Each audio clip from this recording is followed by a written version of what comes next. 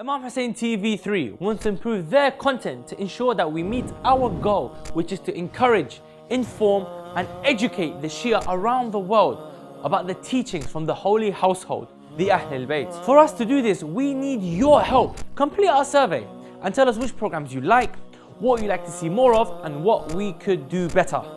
The survey takes less than a minute, but you could be within a chance to win a ring made from the marble from the holy shrine of Imam Hussein alayhi salam.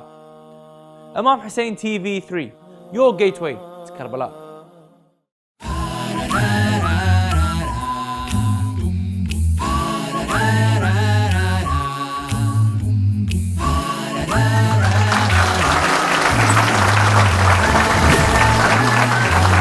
Thank you very much, ladies and gentlemen. Welcome to the Late Night Show with myself, Ali Fadhi. We have a fantastic guest, a friend of mine that I've known for a number of years. He does a lot of charity work. He has a bit of a background, so we're going to delve into that background a bit, find out a bit more about his life. What experiences has he gone through in his life that we can gain lessons from? So we're going to have a nice, fun, laid back, chilled chat with my guest today, Neil Nasser, ladies and gentlemen.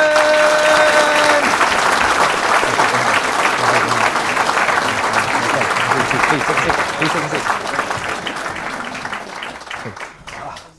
Nice chair, lovely. Is it a lovely chair? Nice and cozy. So, how does my hair look? your hair looks absolutely fantastic. On point. I brushed it this way for you. Is it this way, that way? I tried to copy your style. Is it my? Okay, there's not a lot that can copy my style, but I must say that the gleam and the shine is very clear. So which is fantastic. I'm so close to you. MashaAllah, MashaAllah. No, subhanallah. How are you, Neil? Hope all is well. Alhamdulillah, very good. Yeah? Very good. Thanks for having me. How are you dealing with the sun? Love the sun. Alhamdulillah. Love the sun. Good. Honestly, I love all weathers. Us Brits, we complain when it's really sunny, Yeah. and we complain when it's really cold. It's a talking point. It is. It's a talking point. Weather, right? It's always the intro. Wherever you go, Isn't it's it? either football or weather. And as an Arsenal fan, we don't talk about football. So I'm going to talk about that. You know, I do sales as part of my 9 to 5, right? And the first intro that we do, wherever they are in the world, yeah.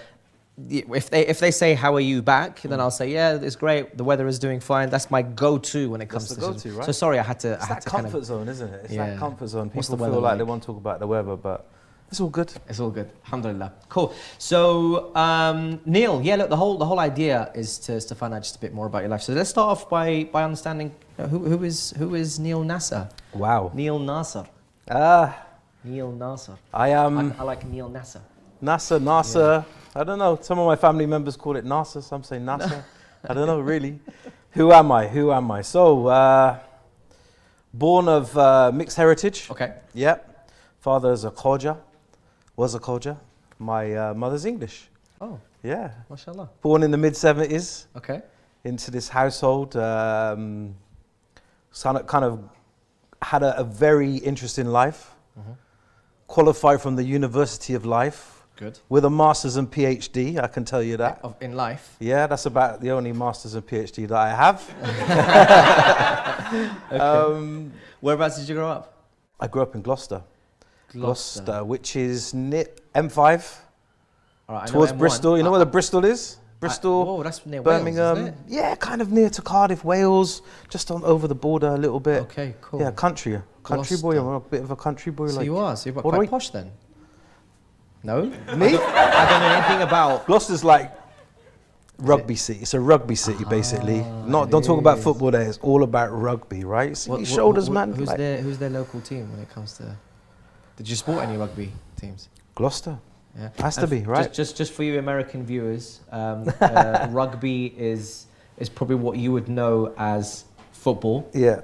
Whereas soccer for us is football. But let's not get into that debate of soccer versus football.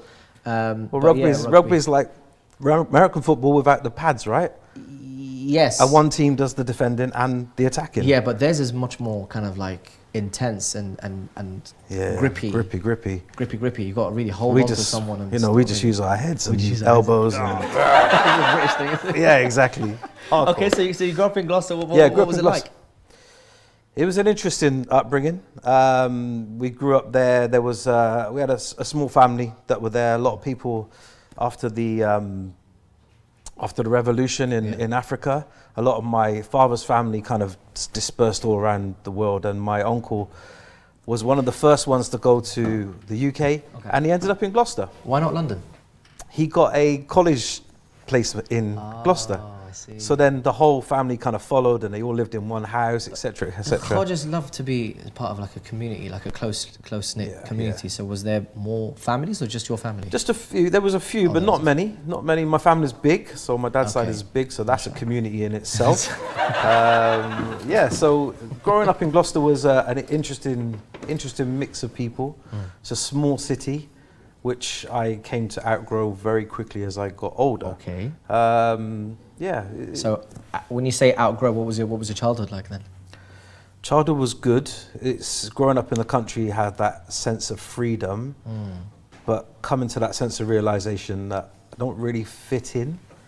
What age did you find that out? Start going to school, I think. Start going to school. You grow up in this mixed household. You know where you fit in because you know who you are. Yeah. So family on both sides are very accepting of you as a person. Yeah. You go to school and you're not dark enough, you're not light enough, and you speak in a different way, you have different experiences. But didn't your mum being English help you in that situation? To a degree, but then there was always this kind of conflict that was going on within me, and I just didn't fit in. I just found that I didn't fit into any kind of culture, pact. Then mum and dad divorced quite early. I was 9 at the time. And then I was with mum. So that side of my family, I wasn't connected with at all. So I just... Out of choice? No, not really. I don't. At the age of 9, what choice do you have? Yeah. Like literally you're living with mum, and that was pretty much it. Literally my life was with her up until probably the age of 13, 14, 15. A practicing Muslim? No, mum never converted. Mum's no religion, she's an angel. Yeah. She's just an angel, right? Yeah, of you course. meet people in your life and you think, wow. Yeah. Testify anyone that's met her, Yeah. she's an angel. Yeah. And so how did was there any Islamic background upbringing after the age of 9? I'm pretty sure that... Not after. So not after. 0 before, to 9 there was a lot of... There was a little bit.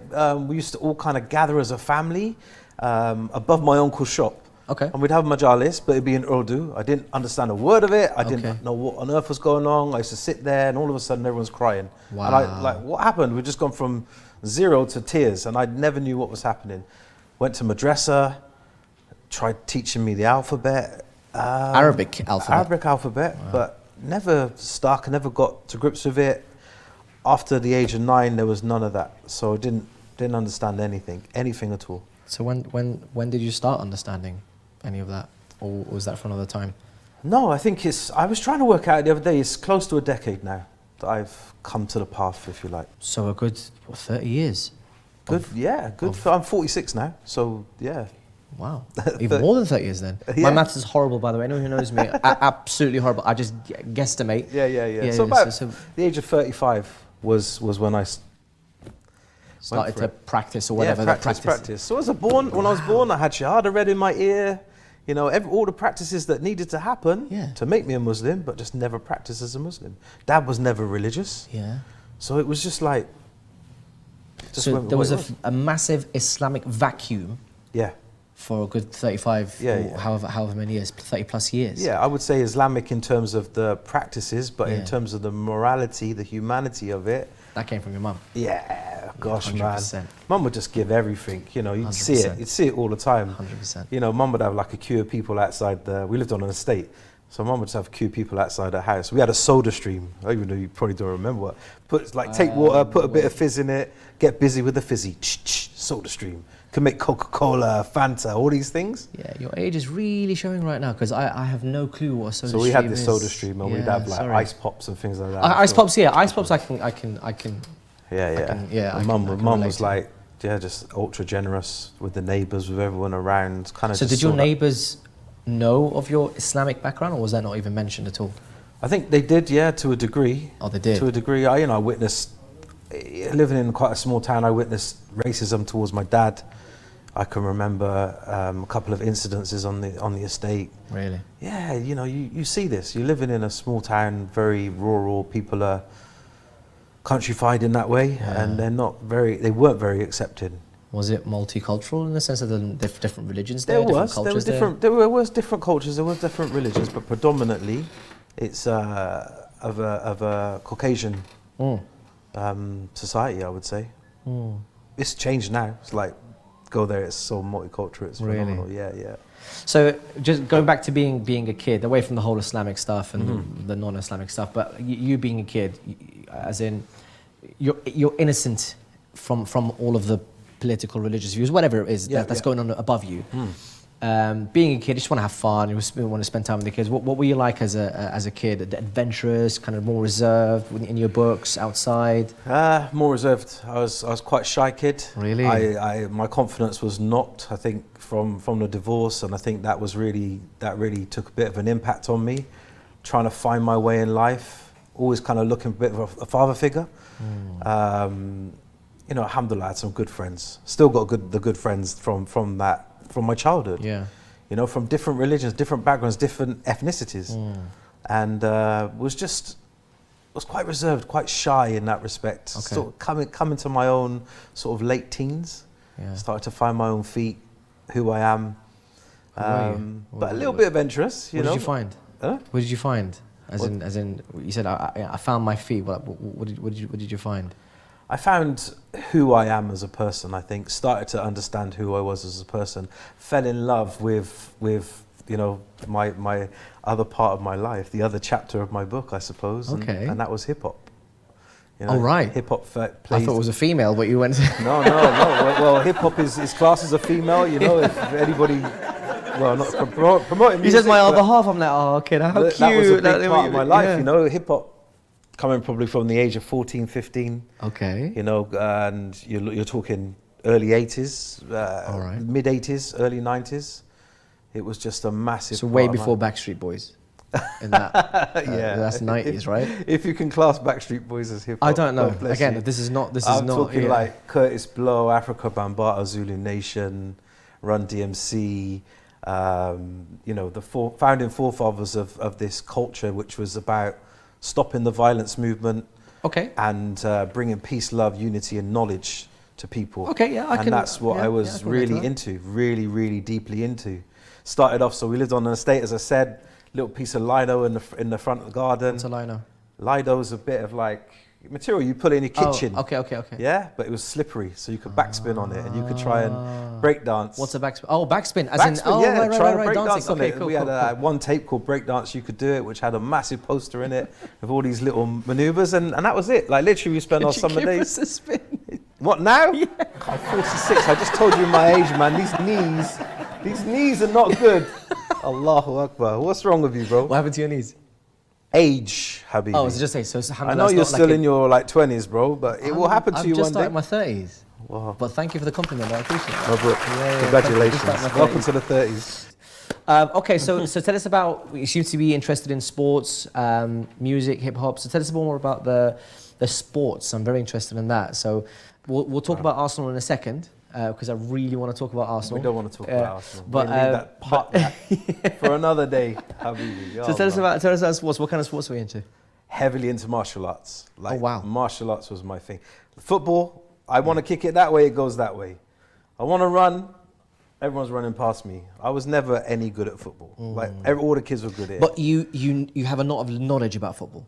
I guess so. Okay. I guess so, to a degree. Well, not that much because you supported Arsenal. You knew that was coming. Remember, I just said I did martial arts, brother, and I know that you got bad knees. So just, I'm calculating things now, right? You won't hurt me. No, I won't. Okay. So, martial arts. How did that so come I was in? into kind of like surfing, skateboarding, bit extreme kind of stuff, really. Bit of a, let's go for it. Why not? Get on 2 wheels, 4 wheels, get on a pair of rollerblades. But it's kind of mixed with the hip hop culture was pretty much martial arts. So I was addicted to watching old school kung fu movies, Shaw Brothers, Five Deadly Venoms, things you probably never heard of, right? No. We would spend at all. most of our time. But some of my friends actually laugh at me. I'm not well cultured in that way. Like I wouldn't. You give me titles of films or title of I would have no clue. Other than if you give me for example Bruce Lee. Yeah. Him. Okay, so Bruce Lee, but then like deriving further like Jackie Chan, and then going to Jet Li, Yuen Biao, Sammo Hung, Donnie Yen. And then you've lost me again. Okay, fine. Yeah. So I was into that, and then all of a sudden we decided that we're gonna go and study, and that was it. It was like bang, we found a Northern Shaolin teacher, John Dyke. His name was. He was married into a family. Shaolin John Dyke. Yeah. He was married into a Chinese family. So he married a Chinese family and studied for years. It was phenomenal. It was like game changer. So this young boy that was looking for that father figure kind of found it in my Sifu, my master, if you like. Wow. And was so into it, like it was, I'd sit there stretching, like I'd spend days just trying to get into the splits position, stretch, try and practice. Could you do it? Huh? Could you do it? I could do, in my peak. I think now when I'm really warm, I can probably get about that far off the ground. Now? Not now, No, but not if now, I'm no, really as in- warm, in- but I could still get to that, because you never lose that flexibility, I don't right? know. Once you stretch an elastic band, it's always stretched, right? And that's how. Oh, I don't know. So you said martial arts. What form of martial arts are we talking about? Or It was Northern Shaolin, pretty much. So the animal Again, technique. excuse my animal ignorance. techniques. Yeah, yeah. So crane, eagle, mantis, snake. So Kung Fu Panda. Bit of a Kung Fu Panda. Not you. literally. As in Kung Fu Panda, you had the tiger, you had the mantis, you had the crane. Those kind of things, right? That you watch Kung Fu Panda, you see that, but this is reality, right? So these Shaolin monks. Just call me Kung Fu Panda, and he's got bad knees. Can you imagine? Oh, I love that. I love that. But you know, mixed with the martial arts was a real thing that I've taken into my life. So there was pressure points, acupuncture, meditation, spirituality. Okay. So we learn how to still ourselves. We learn how to meditate. We learn how to control our breathing. We learn the chakras of the body. We learn Qi Kung. We learn that 80% of our power comes from within, not this frame. You can go to the gym for hours, but I see the most skinniest people will just boom. Yeah. Because their breathing, their chi, their energy they were full control of it. Okay, we're going to hold that thought for a second. Spirituality. And chi and energy. And we're going to talk about that after the break. Neil, Nasser, ladies and gentlemen, we'll see you in a couple of minutes.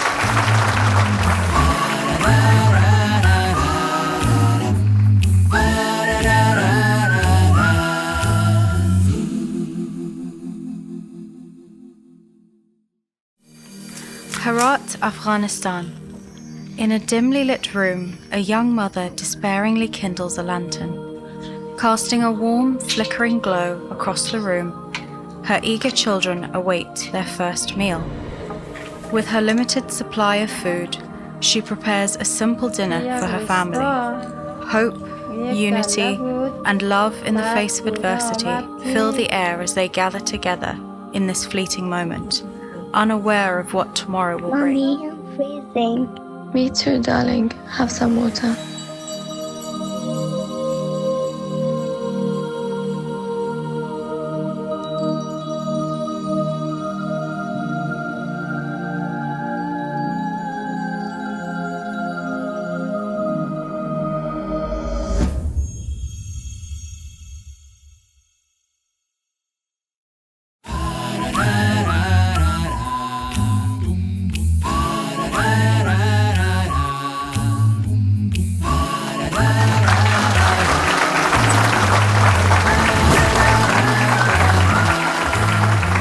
Welcome back, dear viewers, to the late night show with myself, Ali Fadhi. Tonight and today, if you haven't been watching already, why not? Number one. Number two, if you have been watching, you'll be listening to a very, very fascinating discussion with a dear friend of mine, a life coach, a man who is all about morality, spirituality, and we talked about much of his upbringing, his childhood. Now we're going to talk about a lot of the spiritual side of his being, although you did say, you know, strength doesn't come from the body, kind of 8% comes more from the inner, internal, the internal side. So, ladies and gentlemen, Neil Nasser, my friends, Neil Nasser. Cool. So, yeah, Neil, you mentioned like before the break, we're talking about kind of spirituality. Is that what kept you connected to Islam, should we say? I would definitely say so, to a higher power. Didn't quite know what that higher power was, but being able to meditate, being able to steady myself, keep myself calm, do some work on myself internally, discovery, so almost opening up my own chakras, my own pathways, being able to kind of levitate, if that makes sense. Yeah. Because when you get to a certain level, Ali, of meditation, you feel the ruh, the spirit coming out. And I think coming to the path, there is a lack of that within our faith. I think there's a lot of ritualistic stuff that I see going on, but I don't see much spirituality. And I think the two entwine, the two connect. Do you regret anything before the path? Nah, decisions? not really, not really. You shouldn't have regrets in life. You know, everything is an experience. It's what you take from the experience, right? You know, when I made bad decisions in my life. Everybody's made bad decisions. But if you make that bad decision every single time, then you're not learning from it. Yeah. So life is all about a journey. And the journey is happiness, not the destination. All right, so tell us a bit about, I guess, your life before Shia Islam. What was that like? Different to a degree. So literally it was about working as in the music industry. Oh, so you actually worked in the music Worked industry? in the music industry As your passion? as a DJ, yeah.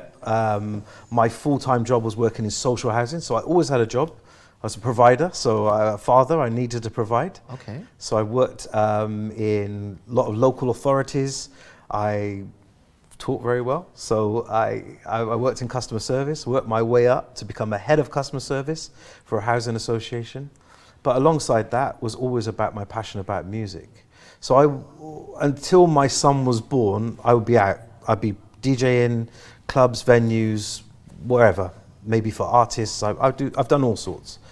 My son was born and it was like, okay, so let me transition into more radio work, which was more I could do late nights and stuff like that. So I've worked on like One Extra and a few online stations and stuff. Yeah. Then I got into production, because I figured out that I could be at home, be a father to my son, but you know, when he's sleeping, I could open the laptop up or the studio, start making some beats. So that's quite important to you, being a father. Fatherhood is everything, man. That's the job. That's the contract. You know, you're gonna create. You gotta grow. It's not just about having a child, man. That title, father, is the most honourable thing you can have. Alhamdulillah. It is, honestly. You sign that contract, that deed, that day, and seeing your own child born, as you probably know. Yeah.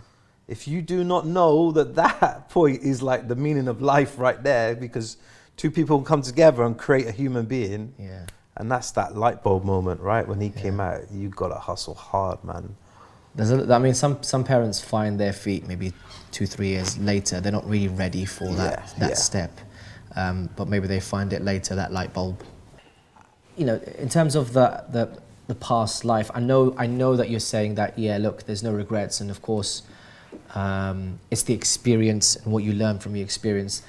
Tell us a bit. I mean, I'm sure not everything was rosy. No. In your life? No. Can you share a moment, maybe when was probably one of the lowest moments of your life? So I call it my year of sorrow. I had a really very bad year before coming to the path, actually. So sort of mid-30s, I split up with my son's mother. We were together 14 years. She was my queen. Like literally, we were together, and alhamdulillah, we've got a good relationship still even now, and she's amazing. She's an amazing mother, and alhamdulillah for having her as a mother. But we split up. Then, you know, I was really like just down, depressed. It was really difficult. Then got myself into a bit of trouble. And then my grandmother died, which is my father's mum. Okay. Kaniz. And So you were close? weren't close, but it was my first kind of, I'd lost my grandfather, her husband, but I was quite younger then. But it was like that connection. I had a bit of a connection with her to some degree, and it really hit home. I think because where I was at in my life at that particular point, that was really difficult. Yeah. Really, really difficult. What was difficult about it, if you don't mind me asking? I was in a state where I wasn't strong physically. I wasn't strong mentally. But wasn't that in the middle of your martial arts life? I had all that. You can have a bag full of tools, man, but you've got to know when to use them. You can't use a spanner to take a radiator off. You need the screwdriver, but you can't. You're not thinking properly. Just gone through this massive split up. I moved out the house. Done a dignified thing. I missed my son like crazy. Like I had such a great relationship with him. Yeah. You know, waking up in the morning. Your son was 14 years? My son was 9, 10 at that time. Oh, 9, 10 at that time. Yeah, okay. so it was just... So you've gone through the beautiful period of baby stages, the toddler, and then moving into the first words and the first school and all of that stuff. All of that. And all of a sudden at 9 years old, when they're still in their prime child. Yeah. Yeah. It was hard. It was hard. And I moved out. I shared a house with a friend of mine. God bless the guy, because I've known him for many, many years before that. We produced music together. Okay. And he rented rooms in his house. I rented one room and then eventually rented 2 rooms. But that adjustment to having living in a 3-bedroom house and then moving into this one room, and I just kind of lived this single life, reverted to being like a teenager, didn't know how to be a single man. 14 years together. I met his mum at a young age, 24. Settled down. Yeah, it was difficult. That was a really difficult time. And so what were the key 2 or 3 things that brought you out of it? Or do you ever get out of it? There's one simple thing that brought me out of it, and his name is Imam Ali. MashaAllah. That's it. So at the time, I've done a lot of youth work in my life. I've done a lot of things with mentoring people, coaching people, and I was doing some work at the time at an offenders place. So the week that my grandmother died, I had given a speech, and I used a quote that stars will only shine in the darkest places. Thinking I read this from Rumi, right? Okay. So I walk into a mosque where, it's harrowing to go and see a dead body and da-da-da-da. And I'm there looking at around the mosque, and there's this quote on the wall, which is this quote. And I'm like, who is this guy? Who's Imam Ali? This is my ignorance. I just didn't know. So that stayed with me. And then there was another moment where I sat down and they were all praying in Jama'ah. I didn't pray. And I'm just watching everybody. And I said to my son, look, Camille, look at that. Look, that's beautiful. Everyone's just in sync. Everyone's together. You can feel the energy. You can feel the thing. Can you feel it? And he's like, Dad, I can't feel it. He's not in tune to that. Yeah. So that started to spark my interest. Then, because I'm quite inquisitive, start going to research who this person is. Okay. And the first thing I ever read was this guy, I'm astaghfirullah, calling him a guy, but at that time, my ignorance, he had lifted the doors of Khaybar, and 20 minutes later, he couldn't break bread. Wow. And then that narration where he had, he was about to kill somebody, and the person spat at him, and then he pulled back. And then he controlled himself and then went back to it. And I was like, wow, this is phenomenal. And then start reading more, then start connecting with my family again, because that brought the family together. Your dad's side? My dad's side, right? So my cousins that were around, and when we were younger, we were partying together. And I'm watching them, that they've changed their lives around. Wow. They were on their deen, they were on their path. So alhamdulillah, for my one cousin, Asif, God bless him, he gets so much thawab, this guy. All thawab to you, Asif. And I hope you're watching this, because you were the one that pulled me out of that gutter. You were the one that pushed me. Watching some lectures, watch this guy. Everything was in English. Just hold on a minute. And it's just fascinating to watch it all and learn and learn and learn. So yeah, there you go. That's. So the year of sorrow, you split up. Yeah. And you lost your grandmother. Yeah. So what was it like? I think your father also passed away? Yeah, my father passed away 2.5 years ago now. 2.5 years ago now? Yeah. All of a sudden, literally all of a sudden. What was that like? Difficult to deal with, eldest son, so a lot of responsibility. Okay. My dad spent over a decade, probably 15 years, he settled in Bulgaria on a mountain in Bulgaria. Like very rural, purchased a hotel and some land and built, but loved to ski, just fell in love with this place called Chipolare. So, you know, there were some difficult testing times, Ali. I can't lie. So we had to go to Bulgaria, don't speak the language, and get his body, bring him back, make the decision, where does he get buried? Does he get buried there? Does he get buried here? Were you communicating with him before he passed away? Yeah, we were communicating. We didn't have the best relationship in our lives, but you knew what was wajib. We knew what was worth. The last decade of his life, we'd managed to build a lot of bridges, and I think it really helped to kind of have some good talks and to kind of iron out the creases. And yeah, the last few years of his life was really good. Me and him were quite strong, and he was very proud of me for coming to the Deen. Okay. Very proud of like what I'd become and how my two worlds are kind of interlinked. Fantastic. And how is it, I guess, your relationship with your mum or your mother now, when you've embraced Islam? She's obviously probably, as long as you're happy. Yes. That's the kind of mother. That's it. Yeah, literally, as long as I'm happy. You know, I'll be sitting at my mum's house. You know, English Sunday roast, cups of tea. Is it halal? Yeah, you know, like that. Literally, and mum goes, "It's namaz time." Wow. She doesn't pray. She doesn't know anything. She keeps a prayer mat in her house. She lives in Worcester. So, Is that similar to Gloucester? Similar to Gloucester, closer to Birmingham. Closer to Birmingham. Your geography is terrible, It's bro. very... all I know is London, Birmingham, Manchester, Liverpool, because I support the team. That's about it, really. And recently Cornwall, which is like in the south of the tip, right? Yeah, right on the tip. Newquay, Fistral Bay. Yeah. Cornwall. Only because apparently there's this like amazing beach that looks like Greece, apparently. Yeah, Fistral Bay. Is that what it's called? Yeah, that's the one. You get the surfball, go learn to surf, man. Or not with your no, knees. You probably look good in a wetsuit, actually. Maybe we should start a campaign. What do you reckon? Just giving page.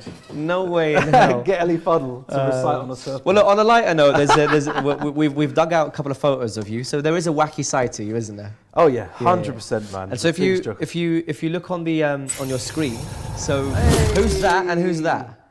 So that's the guy that built the Empire State Building. Oh, is it? Yeah. So this is in New York. Okay. So I thought, let's pick his nose. I didn't notice. I thought you were just pointing at him. It's like trying to get in shot. Okay, so this is you when? I can see the white hair, so this is probably what, 2 years ago?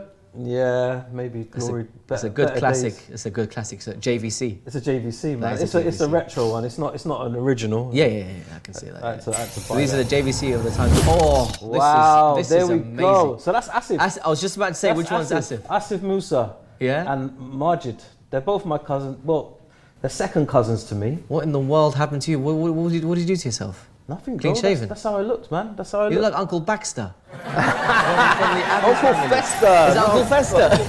Uncle Fester. That's how I lived, man. That was my life, Uncle right? Fester, that's amazing. Hoodies and wow. There's Kamal, right?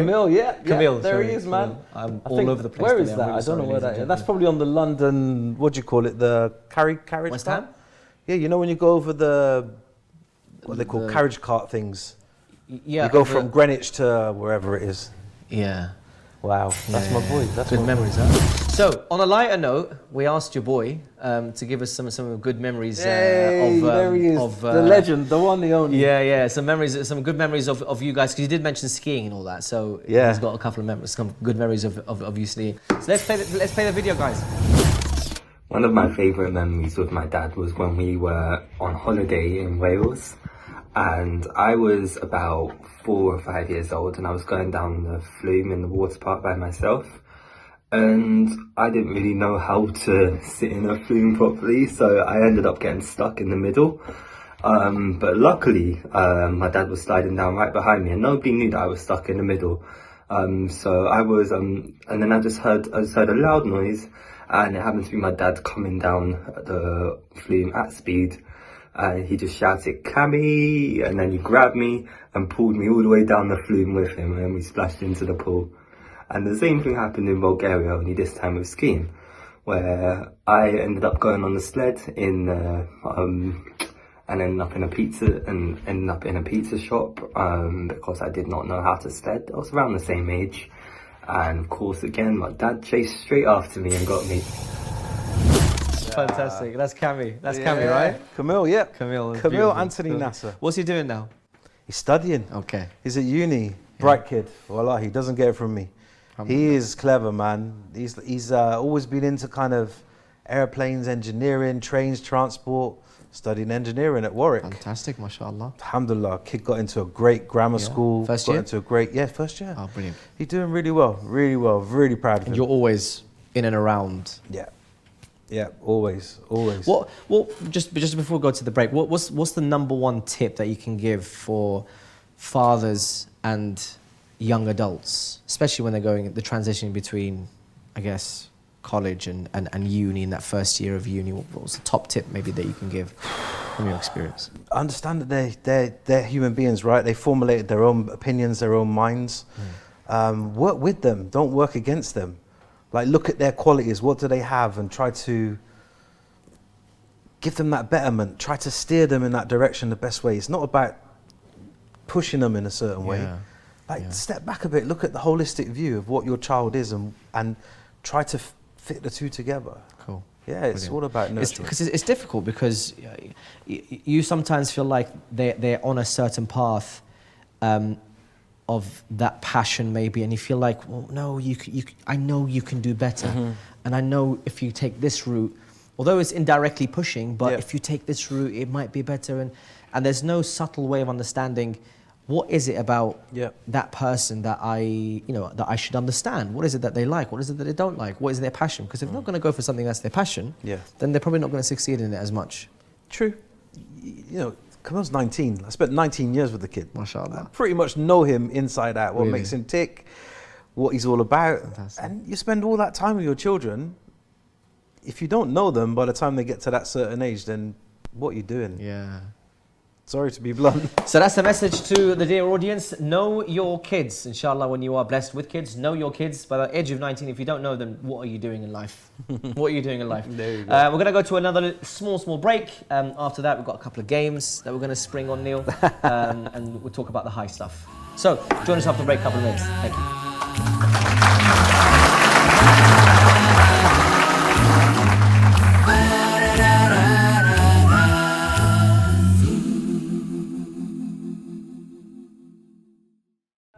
Karbala is the home to Imam Hussein alayhi salam, as well as Imam Hussein TV. Millions come to Karbala every year, and we bring Karbala to millions. Imam Hussein Media Group is a crowd-funded project that does not generate any sales or profits. That's right, we do not make any money or profit, or solely rely on your generous donations to help bring you Karbala. Imam Hussein Media Group is looking for flag bearers, donors and supporters to help.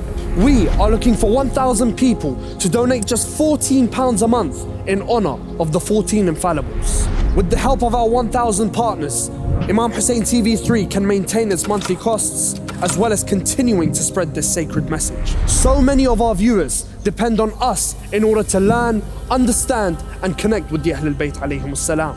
It is the duty of everyone to facilitate and finance Imam Hussein alayhi salam to enter everyone's home.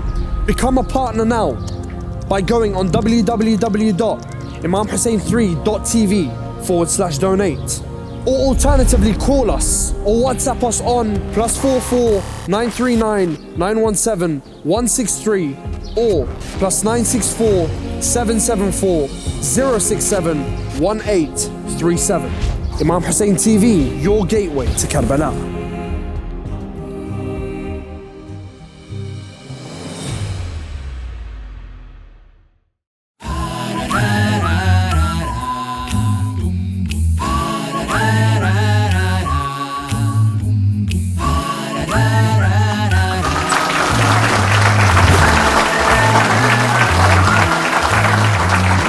Welcome back to the Late Night Show with myself, Ali Fadhi. I have a wonderful guest with me. We've had such an amazing talk so far. We're into the last part of the show, unfortunately, into the last part of the show. But we're going to end on a high and talk about some of the lovely stuff around career and opportunities and what next for Neil Nasser, who's my guest sitting on my lovely, lovely coach. Neil, thank you once again for joining the show. Yeah, so let's talk about, I guess, your career. Yeah. Not the Housing Association one, but actually coaching and life coaching. Yeah. Let's talk about that. Wow. So I've been coaching for many years, actually. Part of my job was to train, coach, develop people, get young people into the organization, give them opportunities, mentoring young people, especially sort of knife crime and stuff is so prevalent in London. And I think probably a few years ago, somebody said to me, you can make a living out of this. Like, what you've done for me is phenomenal. Really? And so it didn't start off as a job, it just started off as something vocational? Just something vocational, just helping people along the way, right? And how did you come across these kids? Just opportunities, right? So Camille's mum used to work for a youth charity. Okay. So come across it in that way, and then just little opportunities come along. Lives Not Knives, a charity in South London. You know, we live on the streets, bro. So like, I don't have the most articulate upbringing, but you know, living in the hood, you get to know the hood kids. But just helping along the way, and then all of a sudden, someone said you can make a living out of this. So how do you do that? How do you transform that into that? So created a business. And did you have to study it, or was it something that just came naturally to you? I got no diplomas. As I say, the only diploma I got is the University of Life, and I bring all my life knowledge, all my life skills. You know, my greatest achievement is my son, because if you can't see that I've coached this boy to be, you know, just the most amazing child on this planet. Alhamdulillah. That you use all that. So I teach spirituality, meditation, mindfulness. I'm a mindset coach, right? So it's all about changing that negative mindset into a positive mindset. Creating healthy daily habits. Finding out what people's goals, aspirations, dreams are, and help them to create pathways towards them. So along your way, you must have come across some very interesting people. I have, yeah. What's the not, I wouldn't say the worst, but what's the most interesting story of someone that was in a really bad state that you possibly helped come out of? So I work with the homeless for a charity, and I've had quite a few opportunities to help people along the way. My ethos is kind of one step at a time. Okay. You know, I go into these situations knowing that I'm not going to be able to change the world, but I can change the world for somebody. Right. So when you interact with somebody, you're able to kind of lift them up. Imam Ali says, never look down on someone unless you're willing to pick them up. So you tie in stuff together. So there was a guy called Dave, who was amazing. We did this sleep out, 72-hour sleep out, 72 for 72. Spent 72 hours on the sleep for the 72 martyrs of Karbala. Wow. And we're raising awareness of homelessness. We've done it for 4 or 5 years now during Muharram. Met this guy called Dave a few years back, who just became like our coach, our mentor, somebody that looked after us. Sleep here, go and sleep there. This is where you can get food from, blah, blah, blah. Come to find out his life story. And it was harrowing. I mean, I'm not going to tell you the whole life story here, but it was just harrowing how he became homeless, what he'd done for society. Just an amazing guy. I decided that, you know, I can help him do something. So links with a lot of charities, small independent one. Put him in touch with B-Wise, which is a charity that looks after ex-military. He managed to get himself into training, into some sort of employment, became a gas fitter, got himself a job, got him into housing, and now he's remarried and living a fruitful life. He's from Scotland, so he's in Scotland. That's brilliant. But it's just, it's dedication, right? It's if you want to do it, you can do it, right? So are there any instances where you see someone and think, like, I can't help that guy or girl? I think there's always hope, right? Never ever. Some people don't want the help. But I'm never scared to ask. I'm never scared to talk. Some of my greatest friends are the people that sleep on the streets. Like we do a food drive every week, and food drive ends at a certain time, and I'm 3-4 hours there. I'm still there, sitting on the streets with them, chatting with maybe kipping with them as well. Just amazing. So, in terms of inspiration, who's the biggest inspiration for you to carry out this kind of work? I said my mother already, like literally my mum. How can it not be? She raised me, she nurtured me. She's the best example of it. We'd walk past homeless people and she would always give money. She would always, not just the money or the food, she'd always stop and talk. Helping neighbours and stuff like that. There's so many people that inspire me. Ali Fadhi, I mean, you've inspired me, bro. How can you not look at this guy, man? We could just be an essence, a slight bit as good as you. Well, what little that we, actually, you know what, this actually brings me on to a very good point. What little that we, all the positives in us are from our parents, mum and dad. And any negatives of us is from ourselves.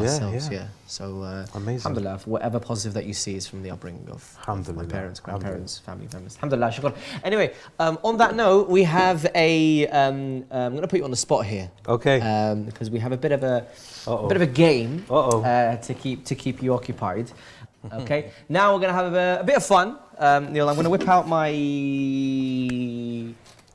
earphones. My earphones. Okay. There's a long pause there. Yeah, I'm going to whip out my earphones. Okay. Because essentially what we're going to play is Chinese whispers. Okay. Yeah. So you are going to play a track from your phone. Okay. You can play me whatever you like. I got a great track on there called You can play me whatever you like. Has to be quite loud. And the whole idea is that I have to guess what you are saying. Yeah. I have to guess what the sentence is. So I'm sure the producer sent you two sentences or words or whatever. You. Okay. So I have to guess what Neil is saying. Chinese whispers. Let's see how this works. I just mimic it or say it out loud? You can say it out loud. I mean, once you play the track, I wouldn't be able to hear you. Put it on really loud. I'm on YouTube, so it's just an advert. Oh, is it an advert? That's adverts. Yeah, so ladies and gentlemen, once again, the whole aim of the game is for me to guess what Neil is saying. Can you hear? Oh man, you all right? It's one of my productions from back in the day. I can't hear a word you're saying. Wait 1 second, let it start. What in the world is this?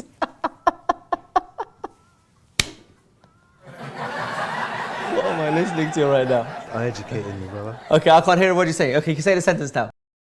Fuzzy Wuzzy was a bear. Okay, wait. Say it again. Fuzzy Wuzzy was a bear. One more time for me. Fuzzy Wuzzy was a bear. Fergie, Wergie, Bergie, Reg. That's all I got. Fergie, Wergie, Bergie, Reg. One more time for me. Fuzzy Wuzzy was a bear. First the wordy. No. Nothing? Nothing. No? What was the word? Fuzzy Wuzzy was a bear. I say Fudgy Wudgy because it just looked like literally. Fudgy Wudgy. Yeah, I was trying to manipulate Brilliant. my. Okay. Next one. Kitten eating chicken. Say that again. Kitten eating chicken. It's a headless chicken. Oh, you got chicken. Kitten eating chicken. Wait, say that one more time. Kitten eating chicken. Someone is a chicken. Kitten eating chicken. Kittens eating chickens. He's the man. Did I get it right? Round of applause, everybody. Ali Fadhi. The legend, the one, the only. The one, the only. So kittens eating chicken. Yeah. Oh, thank God. And now you've got a taste of Okay, we can pause that. the fantastic Ghostface. Was that in the mic the whole time? Oh, we don't know. Anyway, cool. I'll have the wire. You certainly can. There we go. And you have this. I should put my my blower away. You put this. And I'm going to play you something. All right, let's go for it. Let's go for it. Okay. Okay. Oh, nice bins. Yeah, they're good. Yeah. Pretty cool. Cool. How do I look? On a scale of like 1 to 10, are they usable for like the industry? Yeah, I would say so. They fit pretty well. Yeah. Yeah. And what would be good about them? The noise cancelling? So when you're in a crowded place and you're listening to how many decibels of music coming out the speakers, you need to be listening to what the track that's coming in. So you need to be able to hear. But it's all about queuing up. But nowadays they use computers. Not vinyl like the old days. Wow. Not like the good old days. Really? Yeah. All right, so can you hear? Uh-oh. What you love. Have you seen this? What are you playing? Ali's playing me one of his home videos now. It's not. I promise you it's not. Are you sure? Yeah. Wait, let me forward it.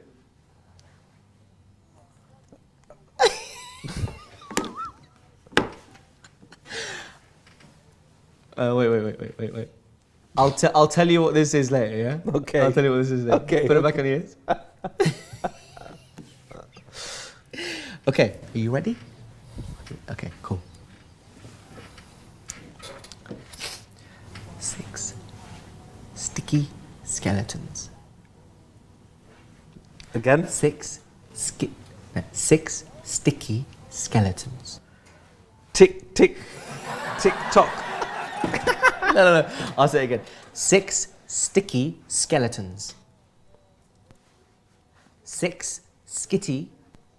Well, I've said the wrong word. There's a sick. Yeah. 6 sticky skeletons. 6 sick sound? No, one more time. 6 sticky skeletons. Something sound? Okay. What was it? You can hear it. It was 6 sticky skeletons. These are tongue twisters already, so they're quite difficult. Thank you, producer. Yeah. One more, inshallah.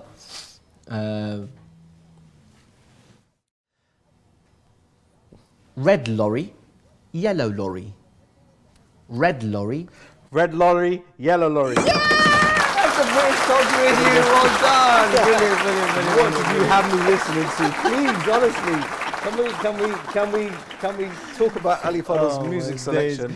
It was a nursery track from a Disney film. I should have guessed. From a Disney film called Moana. It was Dwayne Johnson reciting "You're Welcome." Reciting. Yeah, it was reciting "You're Welcome." Cool. So to wrap up today's show, we've got a couple of quick fire questions. Okay. If that's okay with you. So go for it. There's no explanation needed. It's just whatever first answer that comes to you, basically. Or 10. Name 10 things you are most grateful for. Shelter, water, food, clothing. Ali Fadl, my son, my mother, Imam Ali. Wow. How many left? 2 more left. Good friends and the sunshine. Alhamdulillah. Okay, what's next for Neil Nasser? Continue to keep hustling for humanity. Never stop. Giving betterment to people. Oh, okay. Sorry, I got it all wrong. Favorite movie? Favorite movie has to be Star Wars trilogy, so Empire Strikes Back. Really? 100%. Okay, your biggest pet peeve? Middle lane hoggers on the motorway. Why are you driving in the middle lane, bruv? Do you not know the rules of the road? Favorite dish? Kukupaka. Coconut cream chicken. Kukupaka is the Swahili Coconut word. cream chicken. Yeah. Cool. Whoa. Are you any good at accents? Other than your... Nah, man, me don't know them thing there. What happened to you? Boy, man. What accent was that? I know what it is, but for the benefit of the viewers. West Indian, Jamaican, man. Grew up with a lot of Rastas. Brilliant. Any last words of inspiration for our audience? Wow, just keep on believing in yourself, focus on you, internalize yourself, know that you yourself have the power to do so much more, but it all starts with that self-belief. The only barriers that are in your life are the ones that you create. So climb over those obstacles. And if you need a life coach, I'm your man. You know where to go. To my man, Neil Nasser. Neil Nasser, it's been an absolute pleasure. Thank you. Really, thank you very, very much for your time. One love, your Adrian. One love, brethren. Still, you know. I'm not even going to attempt that. Maybe after the live, I might attempt it when I'm a bit more comfortable. However, in front of you guys, I'm slightly more professional, and so I won't attempt it. But once again, many thanks for Neil Nasser. You are watching the Late Night Show with myself, Ali Fadl. Tune in next week, tomorrow, next month, whenever the next show appears. Inshallah, we'll have another special guest. From me, good night. Wassalamu alaikum wa rahmatullahi wa barakatuh.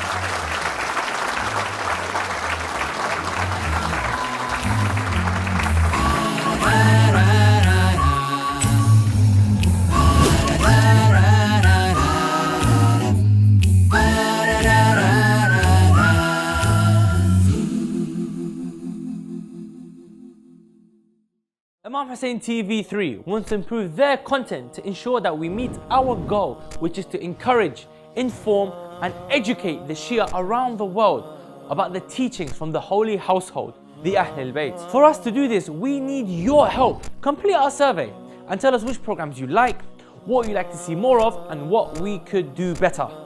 The survey takes less than a minute, but you could be within a chance to win a ring made from the marble from the holy shrine of Imam Hussein alayhi salam.